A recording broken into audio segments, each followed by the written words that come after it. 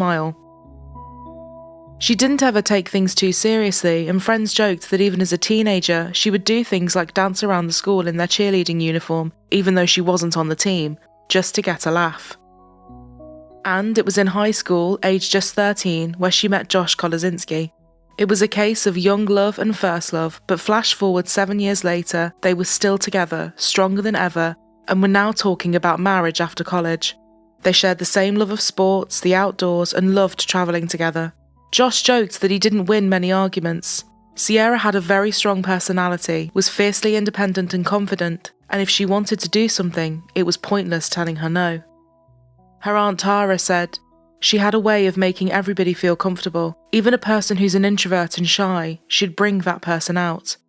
You could take her anywhere and know she was going to make a friend.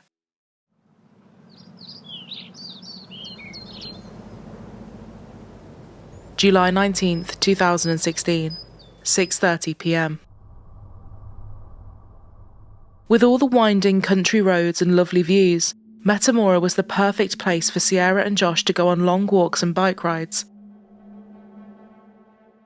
Sheila had wanted her daughter to stay in that day and talk about plans for after college, but Sierah had just got a new purple bike, and with the lovely summer weather like this, she didn't want to sit inside. Sierah and Josh spent the afternoon together at his house, but it was now time for Sierah to head back. Josh took his motorcycle and Sierah was on her new bike. Josh filmed 2 videos of them and uploaded both to Snapchat at 6:43 p.m. It was about a 7-mile ride back to her mother's, and with just a couple of miles to go, Sierah told Josh he could turn around and head back. She could do the last bit by herself just fine. It was a gorgeous, warm evening and still really light outside. Josh carried on alongside her for a few more minutes, but the ever-independent Sierra kept saying he should turn back and not worry about her. He finally agreed. They kissed and hugged goodbye, and Josh told her to text him when she got back. He stood and watched as she pedalled off into the distance along the cornfields. But the peace and calm would soon be shattered. Josh, at home and waiting for the message, started to get nervous as his phone remained silent. A few hours passed and he eventually called Sheila, but she was out at the time and assumed her daughter was either still with him or already at home.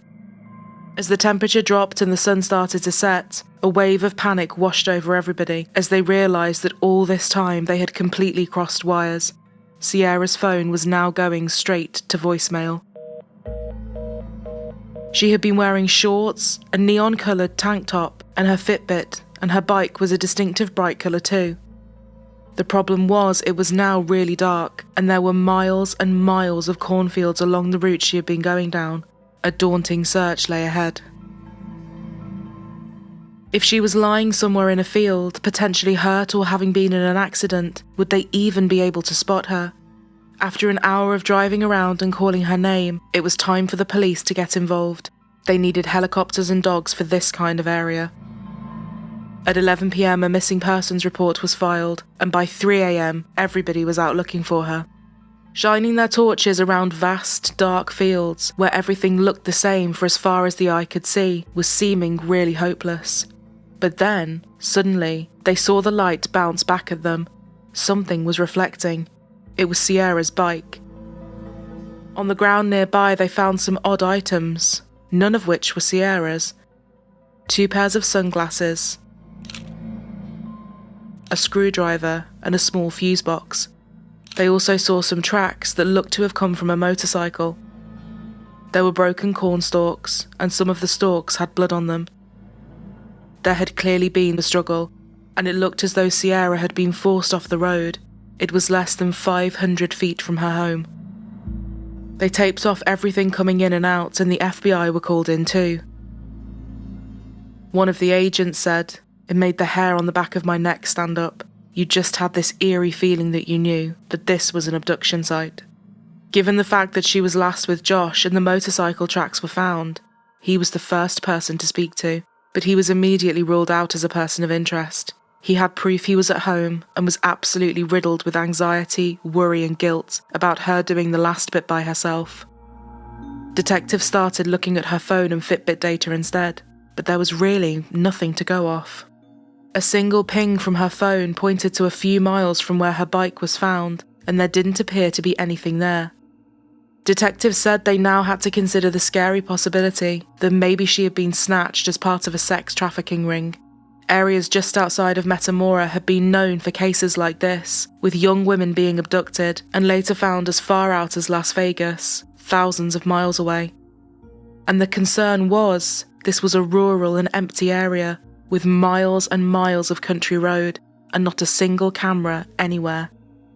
If she had been abducted hours beforehand, she could be hundreds of miles away by now, with no technology to track her. As her family watched as the tape started to cover the roads, police said they couldn't tell them anything. They were keeping what they had found near her bike under wraps, so all her family could do was carry on making calls to Sierra's friends, classmates, and the local hospital, praying that at some point someone would pick up and give them the answer they wanted. She was fine, her phone battery had simply died, and everything could all be easily explained. Police then got a call from one of the locals. On the night Sierra had gone missing, he had been driving with his son when he spotted a black motorcycle helmet in the road. He thought nothing of it, but threw it into the back of the truck. Now he wondered if it could be connected. A closer look showed there was blood on the helmet, and it was sent away for testing. It was now 48 hours into the search, and an increased reward of $100,000 was being offered for any information. Investigators were going door to door, which in an area like this wasn't actually taking much time, due to the fact it was mainly farmhouses and not that many of them. They soon came across a dilapidated old property with a couple of barns attached, sitting on an acre of land. It was home to 57-year-old James Worley, who ran a repair shop from there with his brother and, until recently, their late mother. James opened the door, and it was instantly obvious that this was an inconvenience for him, and he wasn't happy to stand around and chat. He was argumentative and abrasive. I know we just kind of showed up, so we... Well, yeah, you kind of showed up. It's a bad reason that you're here, obviously. Yeah. I do the best I can each day with what I got, with ain't much. But I'm not out there stealing chicks, robbing chicks, stealing people. They asked him where he was on the night Sierra went missing, and, to their surprise, he admitted to being in that exact area. He said his motorbike had broken down, and it just so happened to be where Sierra's bike was. He said he debated on using it to get home, but decided against it, and instead pushed his all the way back. He said on the way he dropped his helmet, his screwdriver, and the fuse box, but he definitely hadn't seen Sierra anywhere in that area. One detective said it was such a wild story that he had to stop his jaw from falling open. None of the items they found at the scene had been made public up until this point either. One thing was for sure though, he had just placed himself right at the very spot, and no matter how hard he tried to spin his reasoning for being there, it just didn't make sense. But this wasn't enough for them to get a search or arrest warrant, so they had to leave. James's neighbours had little good to say about him. He had a very intimidating presence and made people feel uncomfortable. He always paid close attention to younger girls, and families did not like their children playing near his home. One neighbour said, "You knew who he was and where he lived, but you didn't know anything about him. Just that something was strange." Back at the station, a background check on James gave them a good reason to get that search warrant. He had actually been released from prison in 1993 for abducting a cyclist called Robin Gardner. He was in his truck and forced her off the road about 20 miles from where Sierra had gone missing.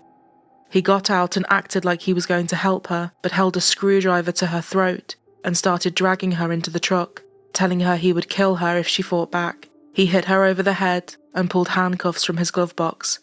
Unbelievably, she managed to jump out of the moving truck and was rescued by another driver. James was given a 10-year sentence, but he served just 3 years for this. This was too similar to what they believed had happened to Sierra, and he needed a revisit.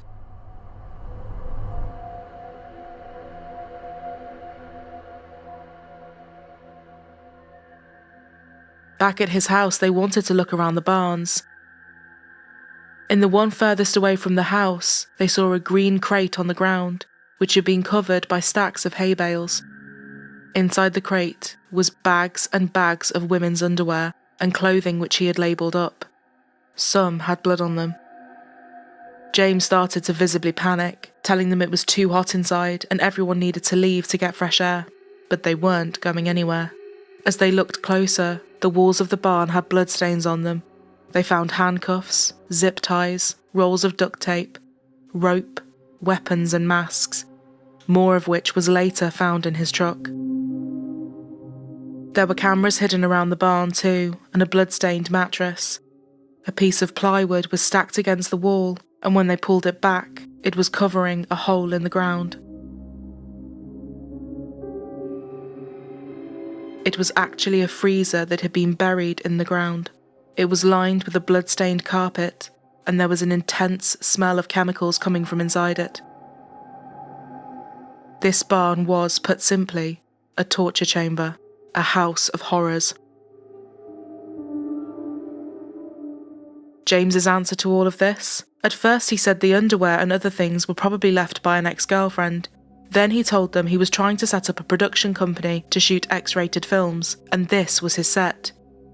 As the officers stared at him in disbelief, James blurted out, "I've been around the block. Would I leave any evidence whatsoever to be found?"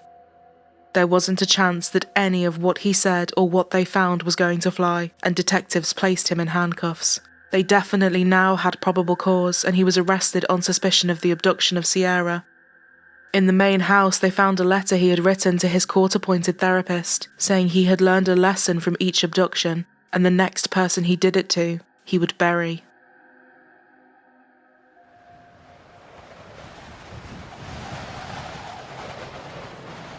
A few miles from James's house, and just days after the search for Sierra had started, drones had picked up a mound of dirt in one of the cornfields. It looked like a freshly dug hole that had been covered over. Cadaver dogs reacted very quickly, and they just knew the search for Sierah Joughin had now come to a very sad end.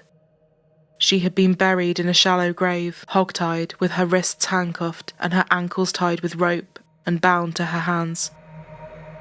She was wearing a diaper and had died of asphyxiation over several minutes after choking to death on a plastic gag, which was still inside her mouth.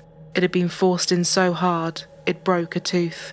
The medical examiner said there was no evidence that they could see of a sexual assault, but one thing was for certain. The sheer brutality and indignity of what had happened to her was so heartbreaking, and investigators had to take a moment to compose themselves. As the phone rang Sierra's family late that night, Sheila said they all took a breath before Sierra's dad answered. The silence that filled the room was deafening. Sheila described it as a deep, dark, quiet hole of despair that everyone was just frozen in. As the phone call ended, still no words were spoken, but it was a moment where nothing needed to be said. 20-year-old Sierah Joughin went missing Tuesday night during a bike ride. The Fulton County Sheriff says authorities located the body in an area around County Road 7 Friday night. Positive identification will be made through either fingerprints or DNA, but at this time, we strongly believe that this is Sierra. Local, state, and federal investigators searched the grounds and ponds in that area, including the nearby home and barn of the suspect, James Worley, who is currently charged with abduction. Their only suspect in her abduction and now murder had not changed. 57-year-old James Worley was fortunately still in custody. The all-important forensics were now coming back in, and as well as phone records placing James in the area that she went missing from at the time she did, the mattress in his barn, some rope, duct tape, and the motorcycle helmet were all covered in both his and Sierra's DNA. His recent internet searches were of pornography, specifically searching the terms hitchhiker, helpless, gag, rape, and hogtied. James Worley was charged with 19 counts, including murder, abduction, tampering with evidence, and abuse of a corpse. He was held without bail and pleaded not guilty to every single charge. The investigators' theory was this. Using his phone data, they could place him right near where she had been riding with Josh. They believed that he had followed her for a while after he saw them separate, pulled over on his motorbike, and hit her over the head with his helmet. He dragged her into the cornfield, possibly threatening her with the screwdriver, the same as he had done with Robin, then tied her up. He then called his brother to get a lift back to the house to get his van, telling him there was something wrong with his bike. He then drove back in his van alone and took her back to the barn. What happened next is not really known, but we can all agree it does not bear thinking about.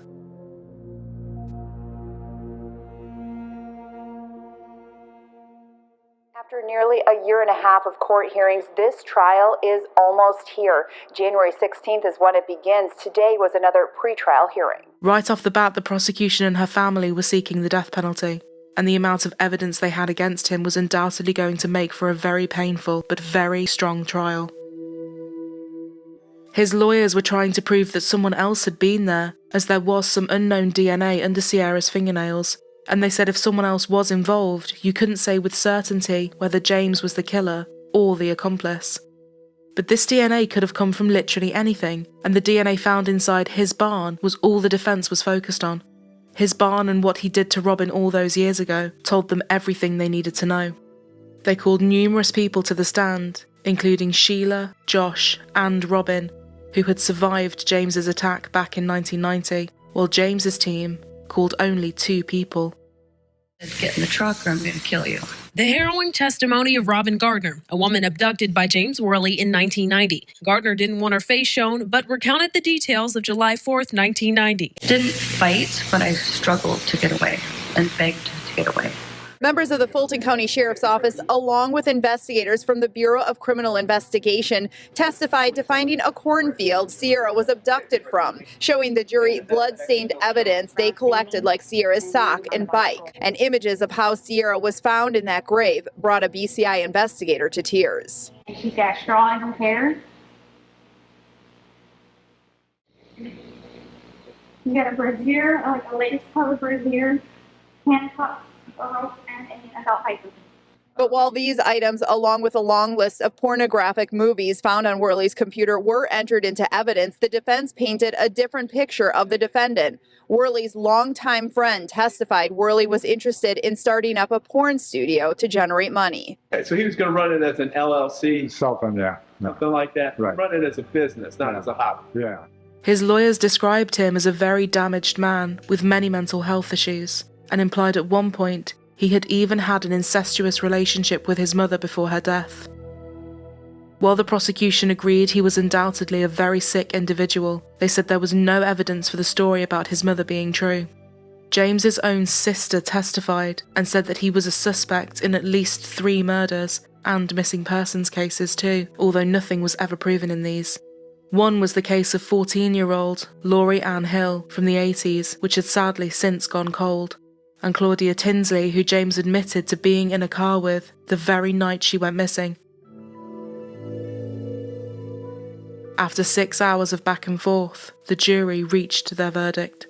We, the jury, unanimously agree the aggravating circumstances committed by the defendant outweigh the mitigating factors beyond a reasonable doubt, and hereby unanimously find the defendant should be sentenced to death. I will now need to poll the jurors. James Worley was found guilty of murder and a total of 17 of the 19 charges. They recommended the death penalty, but his lawyers were hoping for life in prison. They called a criminal psychologist who suggested the attack was motivated by sexual sadism connected with a fetish disorder, and diagnosed him with sexual paraphilia disorder. During his sentencing, James went on a 40-minute long rant claiming he wasn't her killer and that he'd been framed. Their hearts are wounded, and they always will be. But if you believe like I believe that Sierra goes on. She may have been murdered and victimized, but she goes on.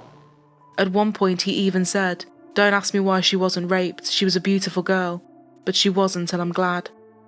Her poor family could listen to no more and left the courtroom.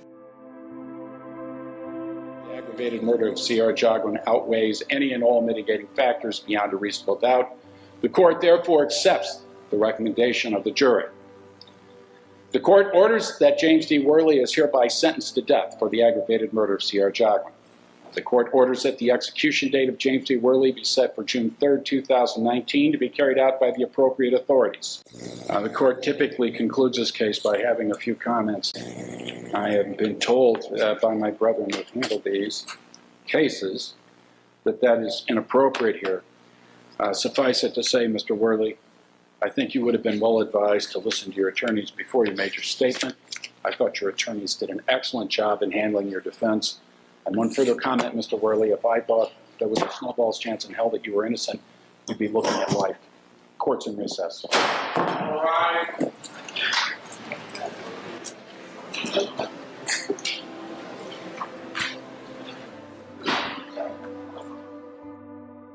The judge agreed with the jury's decision.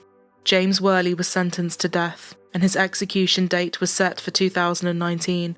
But because he quickly appealed, this was pushed back. His appeal was, of course, denied, and he is now scheduled to be executed on May 20th, 2025. All right, this is going to not be easy, but I'll get through it. So, needless to say, this has been a long 4 weeks. Having to sit through the detailed testimony, piles of evidence, and the learning of what this killer and past violent offender, which is really important to us, past violent offender, did to our beautiful Sierra, was gut-wrenching. Our hope through this painful process was to find justice for Sierra. Justice for her abduction and murder, justice for our family, and justice for the amazing community that so many of us live in. I want to express to you how pleased we are that justice has been served today, and this murderer was found guilty on all counts. In a wrongful death lawsuit, Sheila was granted James's property as well as $3.6 million. She said she knew she would probably never see a single cent of that. However, his property was now hers, and this was far more important. She decided it needed to be torn down. I'm not going to lie, there is an emotional gratification in tearing down and burning something you loathe so much. We look forward to removing the darkness and opening it up and letting the light shine in, she said. She hopes the land can become something positive in Sierra's memory, rather than a reminder of what happened there. Police also continue to look at the surrounding area for anything else that could lead them to more information, and possibly more victims of James. December 2018 witnessed the unanimous passing of Sierra's Law, Ohio Senate Bill 231. The law established a database which is accessible to both law enforcement and members of the public, and enables them to identify the presence of violent offenders in their neighbourhoods. It also allows police to interview potential suspects within the first 24 to 48 hours after a person is reported missing. By 2021, more than 2,000 offenders were registered in the database. And a question that still remains to this day was, did James have any other victims as well as Robin and Sierra? Police believe, yes, he did. They continue to look into his background, cold cases, and any claims made against him. Robin said, "I don't think anybody like him can go 26 years without doing what he did, because you don't just do it and then suppress it and then do it again. For a logical, normal, sane person, that just doesn't make sense. I know his strength and anger." Authorities said you only had to look at his property to realise that place had been designed to kidnap, hold and assault multiple women without anybody hearing to find them. As well as huge changes in the law, Sierra's hometown remembers her and celebrates her life with every year that passes. A memorial plaque and tree sits at Sierra's old school, Evergreen High School, and they now offer a scholarship in her name too. Justice for Sierra was set up by her family and is a non-profit organisation which provides self-defence training courses for schools and educates the public on safety. Her boyfriend Josh also threw himself into campaigning and founded Keeping Our Girls Safe, which also gives classes and works with first responders. The community holds an annual 5K race in Sierra's name every year called Joggin' for Joggin', and hundreds of riders will make the 40-mile drive for the Sierah Joughin Memorial Motorcycle Ride. The thought of what happened to Sierra and what she went through in her last moments is enough to make you feel as sick as it does sad. The pain is excruciating and the depth of emptiness we feel is unexplainable, Sierra's Aunt Tara said. However, I want him to know this. It may seem that he has broken us, but we as a family are stronger than he thinks, and because we were lucky enough to have had Sierra's love, we are unbreakable. Sheila said of her daughter, Sierra's life was worth far more than the 20 years she was able to live. She inspired people she did not know, and I can only wonder what great things she would have accomplished if she was still alive. But in her death, I know she's moving mountains.